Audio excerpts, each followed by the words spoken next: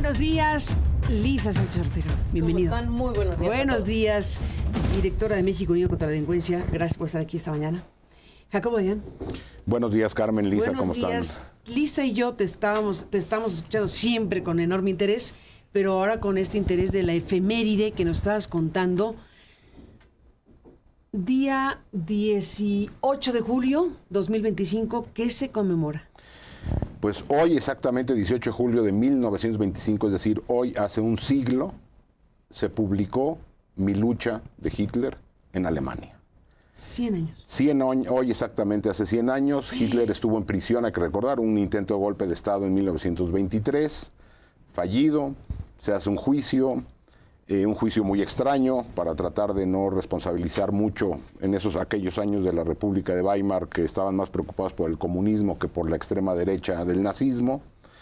Un juicio que, en vez de haber llevado a Hitler y a todos los que conspiraron, según la ley de entonces, en el caso de Hitler, al destierro por ni siquiera era alemán, era austriaco, o a la cadena perpetua, o incluso la pena de muerte, se le impuso una condena muy pequeña que purgó en la cárcel de Landsberg en Alemania, y ahí adentro escribió Mi lucha junto con Rudolf Hess, que era su lugarteniente, que llevó las notas. Para variar, el militar implicado en el golpe de Estado no fue sentenciado, el general Ludendorff, parte del golpe, no fue sentenciado, y en prisión escribe sus memorias, las memorias de Adolf Hitler y del movimiento incipiente todavía para 1923-24, y luego la visión a futuro de lo que sería el nazismo, donde ya prefigura todo lo que hizo después como canciller. Incluso hay una declaración previa a la Segunda Guerra Mundial de Hitler diciendo que, de haber sabido que iba a llegar al poder, no hubiera escrito Mi lucha. Porque ahí mismo está escribiendo todas las intenciones expansionistas de Alemania en esta idea del espacio vital que requería Alemania, la visión racial, la visión de una Alemania que después se materializa con el nazismo. Y hoy, 18 de julio del 2025, se cumplen 100 años de la publicación de este libro, que me parece uno de los libros más importantes del siglo XX, de mayor impacto en el siglo XX, probablemente junto con El Capital de Marx, aunque es anterior el Capital, pero vamos, que haya influido a la configuración del mundo del siglo XX, seguramente junto con El Capital son los libros más relevantes del siglo XX o de más impacto en el siglo XX, uno de los libros más vendidos, millones de ejemplares, y menos leídos, seguramente. Más vendidos y menos leídos. Y hablando de libros, bueno, pues Tu República de Weimar, la muerte de una democracia vista desde el arte y el pensamiento de Taurus, pues tomas ese punto de referencia para analizar actualidades. Sí, pues porque el libro, fuerte. Repito... No, es que es una asociación histórica muy fuerte la tuya. Sí, y es un libro, Lisa también ahorita platicábamos antes de entrar al aire, también lo leyó. Es un libro demencial, vamos. Sí. Lisa. Absolutamente demencial, pero bueno, justo una de las cosas que creo que es interesante de traer esta efeméride a esta mesa el día de hoy es que 100 años después, pues estamos frente precisamente a otros esfuerzos igualmente expansionistas, otros esfuerzos igualmente extremistas, otros esfuerzos igualmente genocidas, ¿no? En México, y nada más para mencionar, digamos, en México y en el mundo, pero... lo del genocidio no es por México. genocidio No es por México, pero lo estamos viendo en el caso palestino, por ejemplo, y lo hemos visto a lo largo de la historia en muchísimos otros contextos. Siempre se nos olvida África, pero África sigue sumida en un absoluto conflicto colonialista y genocida. Pero nada más como para traer acá la fecha. Tú dices 1925, la publicación de Mi lucha de Adolf Hitler, el famoso proyecto de la Heritage Foundation que se llamó 2025 y que es un proyecto también de extrema derecha, que es racista, el de Donald Trump, que es racista, que es antimigración, que es securitista, que es otra vez expansionista, es imperialista, en muchísimos términos. Bueno, a ver, yo dije Donald Trump, se dice que es la guía de Donald Trump, pero no está formalmente reconocido así. Incluso lo negó en su momento. Sí, no es que él lo haya aceptado. Se planteó como la agenda de la transición. Es un documento planteado por un think tank de extrema derecha, que es el Heritage Foundation, ¿no? Y que muchos de esos elementos, aunque no haya sido reconocido como un documento propio de sí o para sí de la administración de Donald Trump, pues tienen partes de las políticas que efectivamente se están implementando allí y que tienen unos componentes también de censura de la disidencia, de sanción de la disidencia, ¿no? De eliminación del pluralismo. Y de una construcción de poder a partir de la cual se ejerce el gobierno de la crueldad, ¿no? Que valdría la pena ponernos a reflexionar, no porque sean comparables o sean idénticos ninguno de los dos proyectos o las condiciones que los hicieron emanar, pero sí porque pues nos tiene que enseñar algo de todavía la pedagogía política y social que tenemos pendiente en un contexto en el que la democracia liberal, entre comillas, está bajo asedio y el paradigma de derechos humanos también. Sí, yo nada más agregaría que vale la pena, digo, quien quiera, el libro es un libro complicadísimo, aparte es un mamotreto enorme, pero el gobierno alemán, y esta historia es interesante, los derechos del libro, como Hitler no tuvo descendencia, quedaron bajo resguardo del Estado alemán. Entonces, todas las publicaciones que hubieron de Mi Lucha, que se conseguían afuera del metro y donde sea se conseguía traducciones de Mi Lucha, eran ilegales, porque no tenían derechos de publicación. Al cumplir los 75 años de la muerte de Hitler, hace 25 años, el gobierno alemán decidió, porque se perdían la protección de derechos de autor, a los 75 años de muerto el autor, se pierden los derechos de autor.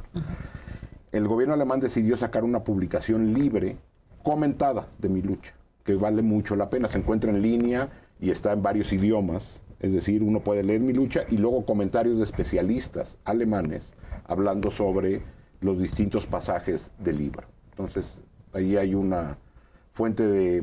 Porque ¿Y si cómo queremos, se comenta Mi Lucha en la clave actual?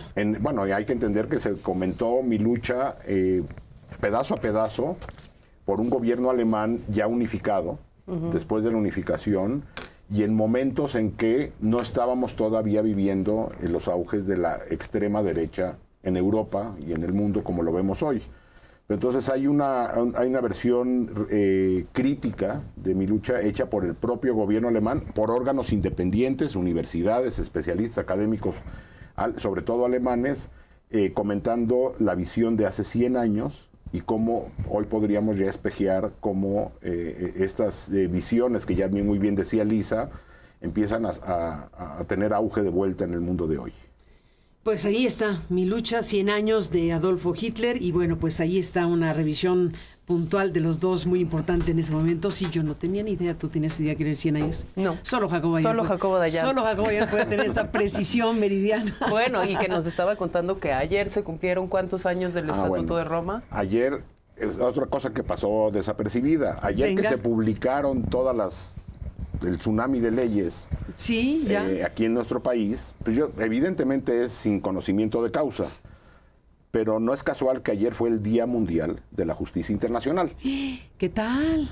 Es decir, ayer, 17 de julio de 1998, hace 27 años, se firmó el Estatuto de Roma, que es pues, uno de los pilares del proyecto civilizatorio que hoy está muriendo, que es el que da pie a la Corte Penal Internacional, y en el que se definen los crímenes de guerra, de lesa humanidad, genocidio y el crimen de agresión, que ya existían, pero se compendian en un solo documento, en los 90, donde había esta ventana de oportunidad para la creación de la Corte Penal Internacional. Entonces, México decide publicar su tsunami de leyes abiertamente intrusivas, poco democráticas, el Día del Mundial... E inconvencionales. E inconvencionales, el Día Mundial de la Justicia Internacional. Vaya coincidencia tan particular. Muchos temas en México. ¿Casos de censura? ¿Quieren hablar de ese tema?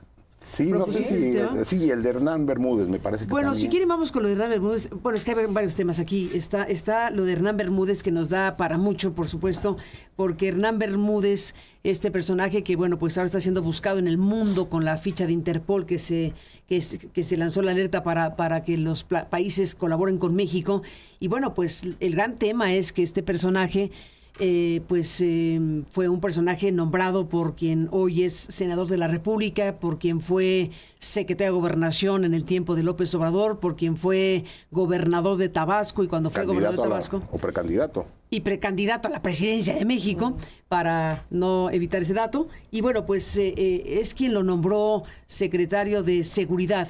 Y desde esa condición, pues echó a andar una maquinaria criminal al final de cuentas. Lo que se ha dicho aquí es que la Barredora no era un grupo criminal con el que se haya aliado o haya tenido contubernio, sino que fue creada o dirigida, en pocas palabras, por el personaje. Y aquí grandes asuntos periodísticos que revelaron en su momento que este personaje ya era identificado como alguien asociado al crimen organizado desde la inteligencia militar, gracias al hackeo de Guacamaya, que nos permitió a los periodistas revisar muchísima información, entre otras, información relacionada con este personaje, y se publicó y se supo y se dijo que estaba, según la inteligencia militar, relacionado con el crimen organizado. Hoy ya tiene formales acusaciones, hoy ya es prófugo de la justicia y buscado en algún lugar del mundo. De ese tema. De ese tema. Primero, creo que tiene varias aristas este tema. Primero, una pregunta a las autoridades de este país. Si la inteligencia militar desde 2021 tenía noticias del vínculo criminal, ni siquiera del vínculo criminal, sino que la Secretaría de Seguridad Ciudadana, de Seguridad en Tabasco, estaba dirigida por un líder de un cártel, es decir, ni siquiera hay una, porque hablamos luego de cooptación del crimen al Estado, aquí era ya de plano... El líder de la organización. Si la Sedena lo sabía en 2021, la pregunta es, ¿qué demonios hacían en las juntas de gabinete todas las mañanas? ¿Qué demonios hacían? Pues claro, con esta información no le avisó al presidente, al gobernador. ¿Cómo es esto? Entonces, ¿para qué había? Porque en esa Hoy se sabe que sabían. Sí. El ejército. Y no hizo nada el ejército. O si lo hizo, no le hicieron caso. O si lo hizo, no le hicieron caso. Entonces, la pregunta es, esa estrategia, lo que se nos dijo todo un sexenio, de que la estrategia de seguridad era abrazos, no balazos, más las reuniones todas las mañanas. Temprano. Del gabinete, sí. Eso sí, muy temprano, del gabinete de seguridad. ¿Para qué servían? ¿Para qué servían esas organizaciones? Si la Sedena no informaba o si informaba y no le hacían caso. Ese es el primer dato que está ahí. Muy grave. Esto es 2021. Los periodistas, como bien dices, Carmen, lo dan a conocer en 2022. Y de inmediato hay una respuesta de Adán Augusto, ya como secretario de Gobernación, y Andrés Manuel López Obrador, de una andanada contra los medios. Claro, contra los periodistas. Diciendo que los periodistas están inventando, que esto es falso, que todo. Es decir, con información que ya se tenía del propio ejército. Es decir, información, atacan al medio o a los medios a partir de información generada por el propio gobierno, la Secretaría de la Defensa. Cosa que sigue ocurriendo hoy. A De Mauleón y al Universal atacando por revelar información también de Wikileaks, de Guacamaya. De Guacamaya. Del hackeo al ejército. El hackeo que, por cierto, hay que decirlo, el ejército reconoció que sucedió. O sea, el ejército mexicano no negó lo que ocurrió y entonces lo que es esa declaración en su momento validó la existencia de esa información y lo que los periodistas pudimos y hemos podido en los años conocer. Sí, y eso es de lo que conocemos. Entonces, es 2021, el ejército está enterado, en 2022 la opinión pública está enterada. Y no ocurre absolutamente nada a partir de entonces, hasta ahora que se da a conocer en una declaración así como sin querer, aparentemente de un militar en Tabasco, diciendo hay una orden de aprehensión. Lo siguiente que quisiera decir, y pasar la palabra a Lisa, es, esto no podemos pensar que este caso es un caso aislado. Es decir, pensar que el problema ya se encontró. El problema de raíz es este hombre, que era el secretario de Seguridad en Tabasco, y ahí se acaba la historia. Si uno hace la lista de fiscales vinculados o del crimen organizado, fiscales estatales, de secretarios de Seguridad Pública estatal o municipal, o gobernadoras o gobernadores, la lista es enorme. algunos en prisión, el ex fiscal de Nayarit, y tenemos exgobernadores de Tamaulipas y de Coahuila, y revelaciones también de información de inteligencia de Sonora, de Baja California, de Sinaloa, de San Luis, de Zacatecas, de Guerrero, de Morelos. Es decir, la lista es enorme, de Veracruz. El problema es de que le estamos pidiendo al Estado que se juzgue a sí mismo. Muchas voces han salido a decir, Claudia Sheinbaum tendría que salir y denunciar y criticar abiertamente esto y hacer una investigación seria sobre lo de Tabasco. Pues si Claudia Sheinbaum es beneficiaria del mismo modelo político en el que estamos viviendo, que se financia del crimen organizado, ¿cómo demonios el Estado se va a juzgar a sí mismo? Es por eso que se ha insistido más de una vez que se requieren mecanismos extraordinarios de justicia externos al Estado para tratar de descapturar al Estado. El Estado está capturado, y no nada más en estas posiciones. Repito, las campañas políticas, es decir, por ahí leía a algunos que decían, bueno, pues Adán Augusto tapizó el país de espectaculares, bueno, para promoverse como candidato a la presidencia. Y Claudia Sheinbaum también. Sí, también. Entonces, la pregunta es, ¿Claudia Sheinbaum va a poder o está interesada para dar una nueva imagen o una buena imagen de su gobierno, investigar algo en la que ella también es beneficiaria? Es decir, y Alfredo Figueroa aquí lo ha dicho varias veces, las campañas políticas se alimentan con dinero, todo ilegal, pero de empresarios y también de el crimen organizado. La pregunta es, ¿se puede juzgar, y repito, el Estado a sí mismo antes de que haya una voluntad seria por descapturar al Estado? Y por eso vemos que Luisa María Alcalde ahora sale a defender y los senadores de Morena salen a defender. Bueno, que en el caso de Morena le han quitado los derechos políticos a el personaje que está a defender a Adán Augusto. Sí, entiendo, pero era un dato adicional. Sí, bueno, pero pues aquí la pregunta es, y Adán Augusto sabía, y si el ejército sabía, entonces no hay responsabilidad en el ejército de tener información de este nivel que costó la vida de cientos o de miles de tabasqueños y haber no hecho nada. ¿Hay alguna responsabilidad en el ejército o no? Y en la Fiscalía General de la República, ¿no? Porque una de las cosas que tú estás mencionando aquí es que lo que estamos viendo es otro ejemplo de una cosa que es sistémica y que en distintos gobiernos a lo largo del tiempo ha salido a la luz, llámese Tamaulipas, llámese Nayarit, llámese Veracruz, llámese Chiapas, digamos, le podemos poner el ejemplo y la cara que querramos y el puesto además que querramos, desde líderes de corporaciones policiales, bien decías, fiscales, gobernadores, miembros, ¿no?, que de administradores de los sistemas penitenciarios, como es este caso, porque estamos hablando aquí de un personaje que no solo se inició como secretario de Seguridad Pública desde los 90, sino que además pasó por la entonces Procuraduría de Justicia de la Ciudad de México, que pasó también por administrar el tema de prisiones y cuestiones de reinserción social en el estado de Tabasco antes de volverse a reinsertar. Dirigió la Policía de Investigación de la Fiscalía del Estado de Tabasco antes de volver a ser el secretario de Seguridad de un estado en el que lo que queda claro pues es que quien ocupaba la gubernatura debió haber estado enterado de toda esta información. Si no, cuando fue gobernador, que ya me parecería raro que no se hubiese enterado de algún señalamiento viniendo de algún lugar, sí cuando fue secretario de Gobernación, porque precisamente lo que tú estás diciendo, Jacobo, es se presumió como el principal indicador de actividad de la estrategia de seguridad durante todo el sexenio pasado y se sigue haciendo en este sexenio el hecho de que tenían reuniones. Bueno, si tenían reuniones y en esas reuniones además, como lo señalamos desde la sociedad civil durante todo el sexenio y desde sexenios anteriores, ya participaban en la conducción y la evaluación de la estrategia de seguridad pública los militares, y eran los militares los que tenían este pedazo de inteligencia. Lo que Adán Augusto no podría negar es que en tanto que secretario de Gobernación debió haber tenido parte de esta información y decidieron todos en conjunto no hacer nada. Hablando entonces de que esta pregunta que tú nos haces, ¿puede descapturarse solo el Estado? ¿Puede juzgarse a sí mismo el Estado? Yo quisiera traer dos elementos de análisis aquí.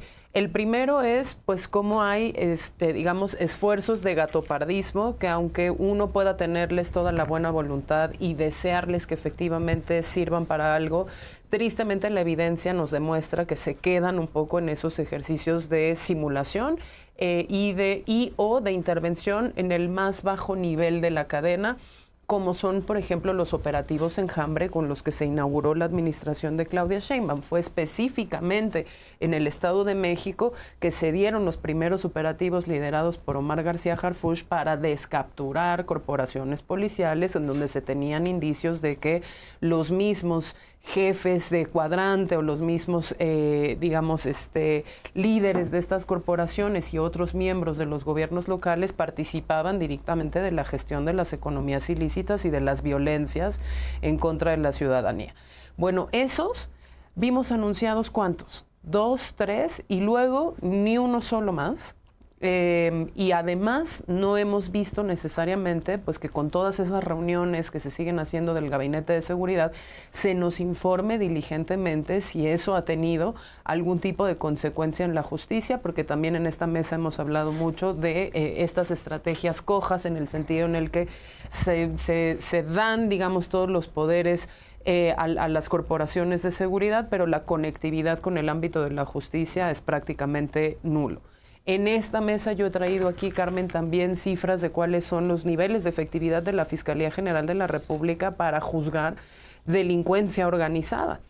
En este caso, por ejemplo, que estamos hablando el de Bermúdez, no hay, no cabría mejor en la definición de delincuencia organizada, porque estamos hablando de múltiples actividades ilícitas que requieren la participación de múltiples personas, pero que además implican, ¿no?, el mal uso, el mal ejercicio de la función pública para poder hacerse, ¿no?, de los recursos y de los pactos de impunidad necesarios para poder intervenir, lo mismo en la extorsión que en el robo de combustible, que en el mal uso de recursos públicos, que en la desviación de la actividad policial y ministerial del Estado, precisamente para no afectar esos negocios o esas actividades que están haciendo. Y la Fiscalía no aparece, es decir, pero además no solo no aparece, sino que se hacen estos ejercicios desde el ámbito de la seguridad pública. Ojalá funcionen, me encantaría de verdad creer que funcionaran, pero eso no se conecta nunca con lo otro, y luego en el ámbito político siempre se desestiman todas estas evidencias, estas acusaciones, estos reportes de inteligencia, vengan de la fuente que vengan, porque todo se politiza y todo se convierte entonces en agresiones de carácter político y ataques en contra de una mayoría que cierra filas contra un personaje que está desaparecido. Porque además, ¿no?, el líder del Senado, de la bancada morenista en el Senado, no ha dado la cara, no ha aparecido. La presidenta dijo no tenemos por qué investigarlo a él. Yo diría que sí tendrían por qué investigarlo a él, si de nuevo, en tanto que secretario de Gobernación, debió haber tenido parte de la inteligencia militar que señalaba lo que estaba ocurriendo en el Estado, porque además no se nos olvide que Tabasco se descompuso tremendamente en el 2023 y 2024, y fue la descomposición de las condiciones de seguridad en el Estado lo que llevaron a la renuncia de Bermúdez antes, ¿no?, de que formalmente ya se le girara una orden de aprehensión a principios de este año. Entonces creo que eso es particularmente relevante. Esta pregunta que tú haces, ¿se puede descapturar al Estado? La evidencia hasta el momento nos dice no puede, porque aunque hace estos intentos en los bajos niveles, no lo conecta con la Procuración de Justicia, y porque desde el ámbito político, ¿no?, antes de dejar avanzar cualquier proceso institucional que efectivamente pudiera acercarnos a algo parecido a esa descaptura, se politiza, se partidiza, y por lo tanto pues se polariza en la sociedad, algo que ahora ya podría estar más bien interpretado no como un caso particularmente grave de la desprotección que ejerce el mismo gobierno estatal contra los ciudadanos de Tabasco, sino como algo que está diseñado para pegarle al obradorismo y pegarle a Dan Augusto. Sí, habría que hacer un maxiproceso a Calderón, en la época de Calderón y la de Peña y la actual. Hay materia. Vamos, incluso pongo 2 ejemplos más, otra vez como ejemplos nada más.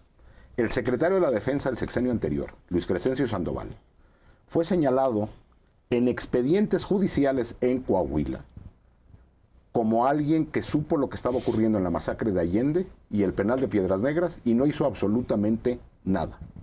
está dentro de expedientes. Nosotros en el Colegio de México habíamos hecho una investigación con Sergio Aguayo sobre lo ocurrido en estos lugares y aparece él como responsable de la guarnición militar en Piedras Negras, como enterado y no hacer nada. Esto lo dio a conocer Proceso. En su momento, antes, cuando fue nombrado Luis Crescencio Sandoval, no pasó nada. Y otra vez, es información de fiscalías, no es una invención de los medios fifís ni nada. El último informe de la Comisión de la Verdad del caso Ayotzinapa, que por cierto, otro caso, el fiscal del caso Ayotzinapa, es decir, corrieron a Omar Gómez Trejo, que tuvo que salir huyendo del país por tratar de resolver el caso, y colocaron a alguien ahí cercano a Dan Augusto, cercano de Tabasco, también de Tabasco, que lo acaban de retirar. Bueno, más bien, él renunció después de 2 años de no hacer absolutamente nada, es decir, llegar a enterrar el caso Ayotzinapa. Bueno, el último informe de la Comisión de la Verdad del caso Ayotzinapa, que dio Alejandro Encinas, es decir, otra vez, no es México Unido contra la Delincuencia, ni el periodismo de Carmen Aristegui, no. Es una instancia oficial, la Comisión de la Verdad creada, y el último informe dado por Alejandro Encinas, que después renunció, recordemos, a pregunta expresa de un periodista de si Omar García Harfuch estaba mencionado en el informe de la comisión como parte de los creadores de la verdad histórica ahora del sexenio de López Obrador, en esa reunión que relata John Gibler en el reportaje con Omar Gómez Trejo, en el que estuvo el fiscal general de la República, Arturo Saldívar, el presidente de la República, y Omar García Harfuch. Alejandro Encinas dice, en efecto, estuvo ahí presente y está en el informe. El hoy supersecretario de Seguridad de este país. Entonces, cuando Donald Trump nos dice ayer, antier, que el Estado mexicano está aterrado o está paralizado o petrificado, está equivocado. No, el Estado mexicano no está petrificado. El Estado mexicano está capturado. Entonces, no es de que haya temor al crimen organizado, sino que el crimen organizado y el Estado son la misma instancia. A distintos niveles. Bueno, pues si tenemos gobernadores, y la lista la podemos hacer enorme, repito, Zacatecas, y Sinaloa, y Baja California, y en su momento Veracruz, y Tamaulipas, y Coahuila, y Guerrero, y Morelos, pues la lista es enorme. El Estado no está petrificado, el Estado está capturado. Fíjate que un ejemplo buenísimo de eso, y para aquellas personas en la audiencia que tengan curiosidad de leer un poco más sobre cómo se ejemplifica esto que está diciendo Jacobo de que el Estado mexicano está capturado, hay son 2 estudios, pero 2 estudios de caso, uno de Coahuila y otro de Veracruz, que se hace desde el Instituto de Investigaciones Jurídicas y la Fundación Konrad Adenauer, que es los estudios de las redes de macrocriminalidad en México. Luis Daniel Vázquez. Se denominan así. Y para que las personas que nos están escuchando entiendan de qué van estos estudios, bueno, básicamente lo que se hace es una revisión de las dinámicas sociales en distintos territorios. Vamos a poner el caso de Tamaulipas, se hace, de Veracruz, se hace para todo el estado y luego se divide en 5 regiones y se verifican, digamos, las relaciones sociales y las actividades ilícitas, delincuenciales y el ejercicio de las violencias en esos distintos territorios, y se van armando precisamente las redes, tal cual, cómo se conectan los distintos actores, ¿no?, que participan en la vida política, en lo económico, en lo social, en esos territorios, lo criminal, y terminan concluyendo una cosa que a mí me parece poderosísima. ¿A qué se refieren con redes de criminalidad? Bueno, precisamente a estructuras en donde participan actores criminales, privados, sociales y políticos para la gestión de más de una actividad ilícita de manera simultánea, con, ¿no?, digamos, la capacidad de poder hacer aplicación selectiva de la ley o protección de impunidad directamente a todos los actores involucrados en esa gestión de más de una actividad ilícita al mismo tiempo, que ejercen, digamos, violencia y control social en el territorio y además infunden miedo a las comunidades para lograr cierta desmovilización ciudadana. Bueno, esa primera definición, la conclusión espeluznante a la que llegan es que de esos análisis de redes, los actores mayoritarios no son los actores criminales. Los actores criminales terminan teniendo un número determinado, vamos a inventar, no me acuerdo de memoria los números, pero vamos a decir 25 actores criminales en una red local de las 5 redes que hicieron para el estado de Veracruz, y son más de 100 los actores políticos que están participando de esto, y también hay que mencionarlo, los actores privados. Entonces, cuando se tejen esas redes de complicidad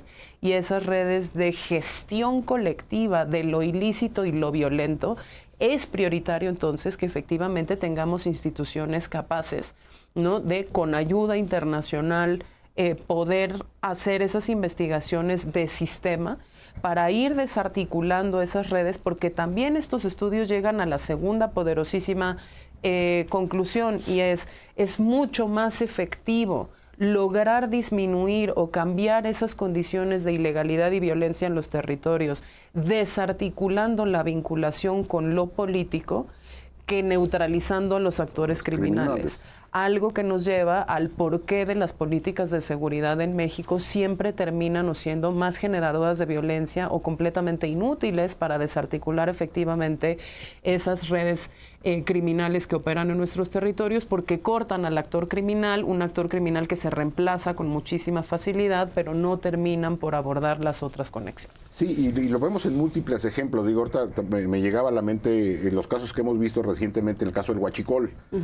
Es decir, en los últimos meses hemos visto que se ha incautado un barco lleno de combustible ilegal o de huachicol fiscal. 10 millones de litros. Hemos visto ya trenes llenos de combustible, refinerías hechizas, y no hay detenidos. No. Es decir, no creo que sea una investigación tan complicada saber quién rentó un barco. Me imagino que esa información debe ser hasta fácil de conseguir, o quién rentó un tren, y qué autoridad permitió la entrada en el puerto, y qué autoridad fiscal permitió el desvío o el cambio de arancel. Esa información debe ser simple, pero no. Simple para una autoridad, sin duda. Para una autoridad normal, vamos. No, en 2 segundos tendré que tener. Pero entonces, lo que tenemos son detenciones cuando las hay, el caso, y vincular lo económico a lo violento. Teuchitlán, acaba de salir la sentencia. ¿A quiénes sentenciaron? Pues a los 10 que estaban ahí. A los 10 que estaban ahí. Y al presidente municipal. Es decir, y seguramente con el escándalo que estamos viendo en Tabasco, habrá algún responsable legal al final de la historia. Pero lo que no tenemos es el desmantelamiento de la red. Dirán, bueno, pero ahí está la voluntad del nuevo gobierno de detener el caso del Huachicol. La pregunta es si eso era para acabar con esa red criminal o para mandarle un mensaje a Donald Trump de estamos haciendo algo. Es decir, ¿tú qué crees? A ver. La pregunta es, hay que ver la conferencia de prensa de Kristi Noem diciendo que le pidió al gobierno mexicano biométricos, y el gobierno mexicano decidió utilizar perversamente la causa de las desapariciones para inventar que desde ahí se va a resolver el tema para entregarle a Donald Trump los biométricos. Y esta cédula de identidad con datos biométricos pues ya entra en vigor porque ya se publicó en el Día Oficial. Ya esta mañana Brandon Celaya nos detallaba las características de esta cédula obligatoria.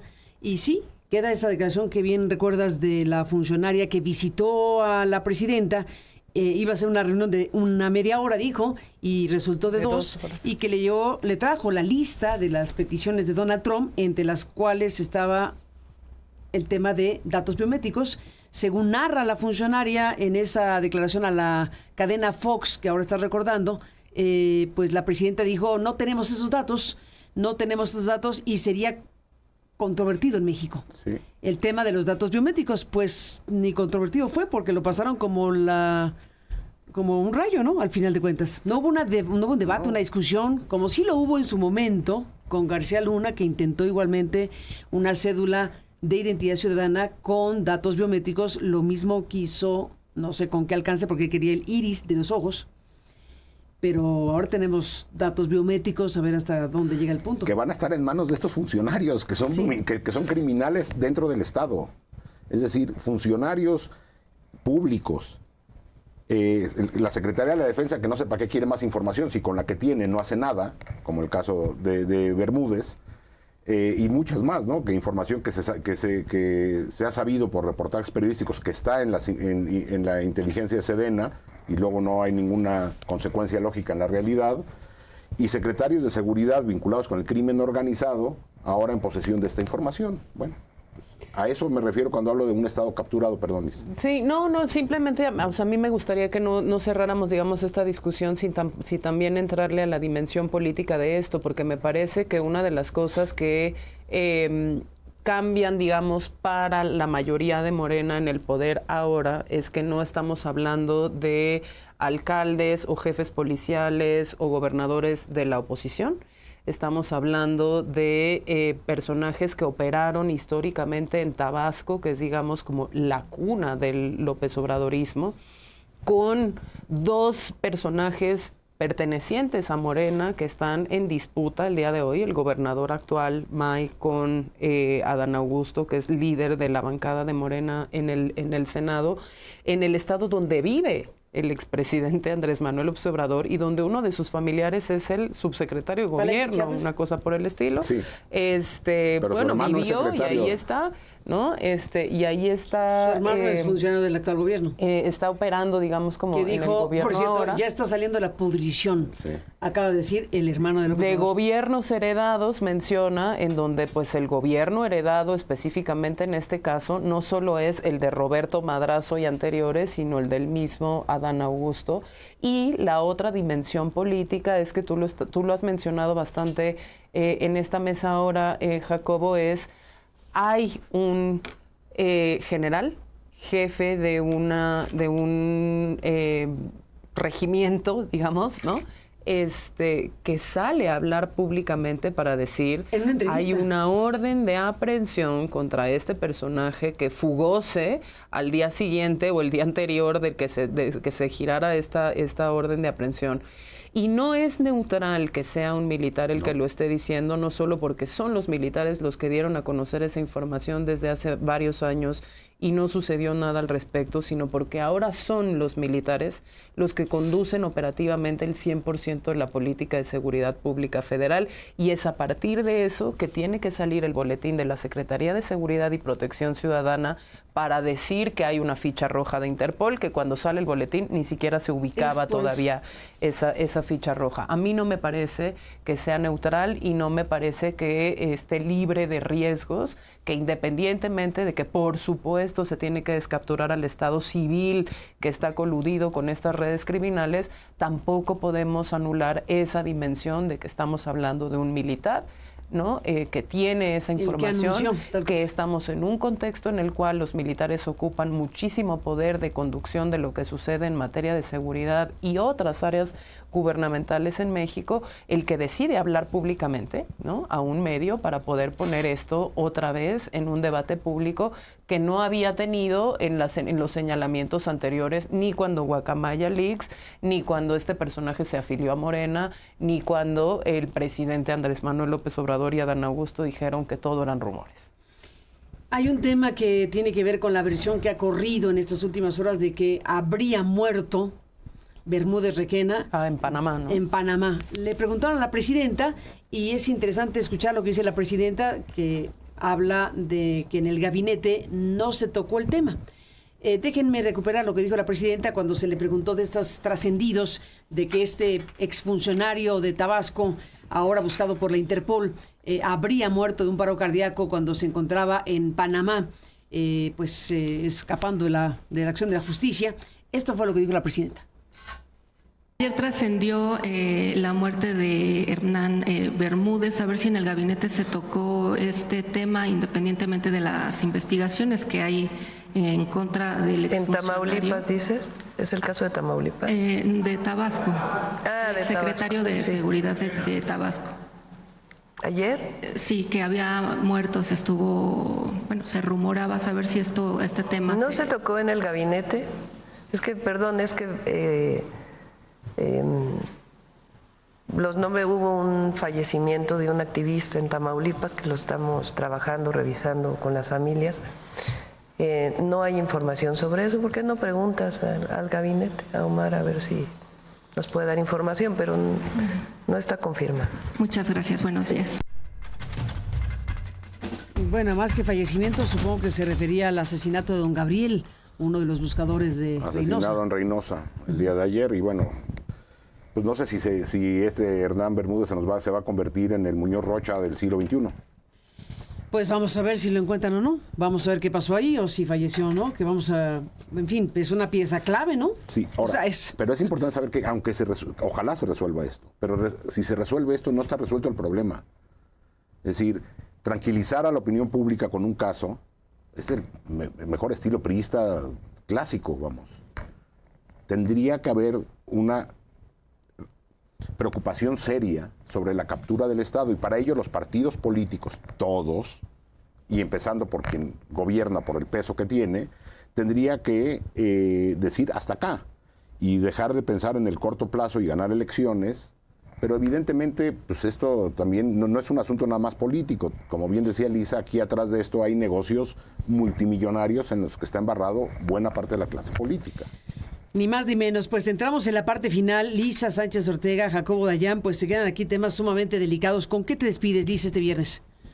Híjole, pues si quieres rapidísimo con los temas de censura, ¿no? Creo que también aprovechando para regresar en círculo a la efeméride de los 125 años, pues que es muy sintomático que en pleno 2025 estemos enfrentando casos de censura y de abuso de poder en contra del ejercicio del periodismo, en contra de la libre opinión de personas ciudadanas, además utilizando instituciones del Estado para exhibir, humillar públicamente a esas personas ciudadanas por expresar opiniones, o que estemos incluso mal utilizando los temas de violencia política de género para banalizar este tipo de conductas y sancionar a ciudadanos que emiten opiniones, digamos, divergentes, contrarias o críticas hacia las autoridades. Sí, bueno, nada más añadiendo a lo que dice Lisa, en un muy buen texto de hoy de Leopoldo Maldonado sobre el caso de Laida Sansores y este medio, el Tribuna, en Campeche, más allá de lo aberrante de poner que es como si aquí tuviéramos sentado a un interventor diciendo lo que podemos decir o no. No, una locura. Bueno, esa resolución es una locura. Más allá de eso, o sea, más allá de, no es un exceso, como dijo la presidenta cuando en el otro caso, en el caso de Carla Estrella, es un exceso, es una aberración legal. Sí. No es un exceso. Es arbitrario, es antidemocrático y es censura. Más allá de eso, en el fondo lo que hay, y lo dice muy bien Leopoldo en su texto de hoy que publica, lo que hay es una prohibición... no, lo publica él en Sin embargo. En Sin embargo. Leopoldo publica en Sin embargo. Lo que hay en el fondo, más allá de la sentencia o de la medida cautelar, es la prohibición de la ciudadanía a criticar a los gobiernos. Eso es lo que está ahí, porque la acusación a este medio es por, en teoría, violencia, por crítica al gobierno. Entonces él lo que hace en su texto, Leopoldo, que vale la pena leerlo, es retomar esta figura legal que existió en la época de las monarquías, de los crímenes o los delitos de lesa majestad, ¿sí? Donde uno no podía criticar al soberano. Al soberano, al rey. Pues gracias a los dos, Jacobo, Lisa. Regresamos con más esta mañana de viernes. Tenemos para cerrar información para usted.